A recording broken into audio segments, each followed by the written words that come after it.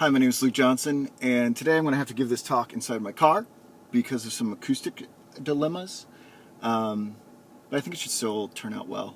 So here goes.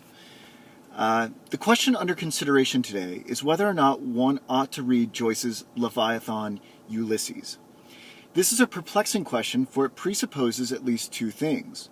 One, that the novel is good, and two, the effort of wading through 1,000 pages of stream of consciousness is worth that good. It is possible that the book is good, but not worth the personal industry, or that the book is bad and the individual Ulyssian reading journey justifies the effort, or that the book is a masterpiece and well worth your time. I'm going to think through the options. Let's begin with the first assumption. Is Ulysses a good book? You would think this would be an obvious yes, to quote the famous last words of the novel, given how it is consistently heralded as one of the greatest books ever written. However, there's not uniformity of thought on this matter. A number of great authors have bucked consensus and proclaimed Joyce's creation to be mere gibberish. I went into the book blind, which is probably not what you want to do. Equip yourself with some critical theory beforehand. Otherwise, it will make no sense. The final chapter, featuring Molly Bloom's soliloquy, was the first and only chapter that I could really follow tearing through this book. Joyce's transcendence of his own gender and rendering of the female mind is beautiful, a true testament to his adroitness as a writer. Is it a sign of a good book that a fairly intelligent reader cannot make heads or tails of it upon first reading it? What kept me going is the orchestral nature of the book. If one views it rather as a piece of music than a narrative where something is being communicated, then you might make it to the end. Maybe.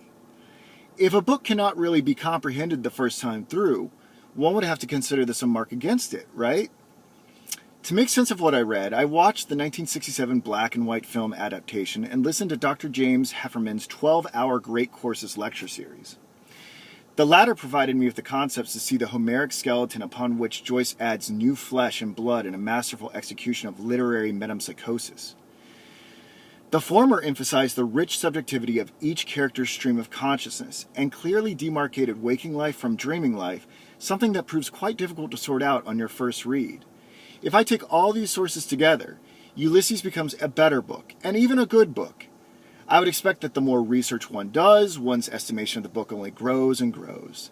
This is strange. This would mean that the book's greatness is not fixed, but predicated on the knowledge base of the reader. In short, the more you put into the book, the more you will receive. In time, it becomes a great book. This leads to the second assumption, namely that the book is worth your time. Perhaps we have to assess what the greatness of the book is to adequately answer that question. If we really devote ourselves to the task, we learn the following. 1, a groundbreaking writing style. 2, something of the Odyssey and how it parallels Joyce's Ulysses.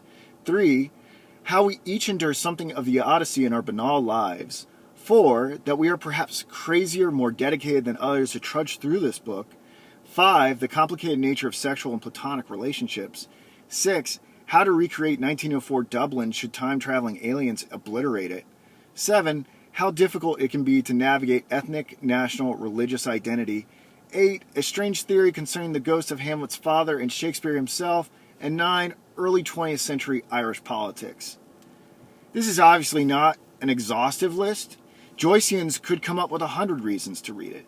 I'm a novice and probably know enough to ask some substantive questions at a conference of such disciples. My interests are such that the confluence of these ideas is not enough to read it again. But I'm a strange person. Greek literature never hooked me. I kind of already understand the complexity of relationships. Questions of how social identity is created don't really move me. And I like my history to be communicated directly but with a flourish. I'm sure some Joycean's monocle is shattering somewhere as I utter these words, and another has fainted. Great book, but not worth the time. If one cares to sample it and really wants to enjoy something fantastic, read or watch the last chapter. It stands alone as one of the best pieces of literature I've ever encountered. My name is Luke Johnson. I am an individualized humanities instructor. If you would like to hire me to help you think through big concepts, develop paper ideas, edit your work, or whatever, hit me up at 703-727-2184 or philosophyluke@gmail.com. I'm performing tutorials in person and on the internet so that I can fund and build a new online educational platform. Thank you and have a wonderful day.